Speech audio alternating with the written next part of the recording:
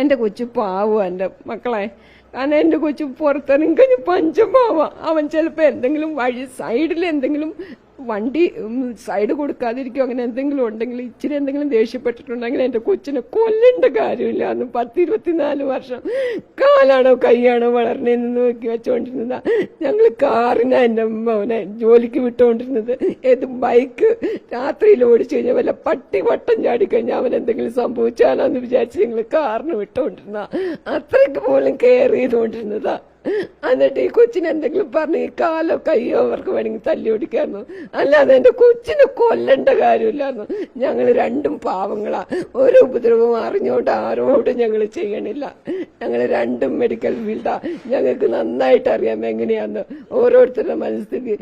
അതറിഞ്ഞിട്ട് ചിന്തിക്കണോരാ.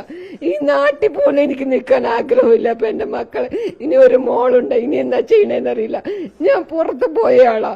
ഇത്രയും നശിച്ച ഒരു നാടാണെങ്കിൽ ഞാൻ എന്റെ ജീവിതത്തിൽ ഞാൻ ഇവിടെ നിൽക്കില്ലായിരുന്നു. മക്കളെ പോലും ജീവിക്കാൻ അനുവദിക്കാത്ത ഒരു നാട്. എനിക്ക് വേറെ ഒന്നും പറയാനില്ല. ഓരോ അമ്മയുടെയും ദുഃഖമാ. ഇനിയുള്ള ആൾക്കാരും എങ്ങനെ ഇവിടെ ജീവിക്കും? പുതിയ തലമുറ എങ്ങനെ ഇത് കൊന്നു കൊലവിളി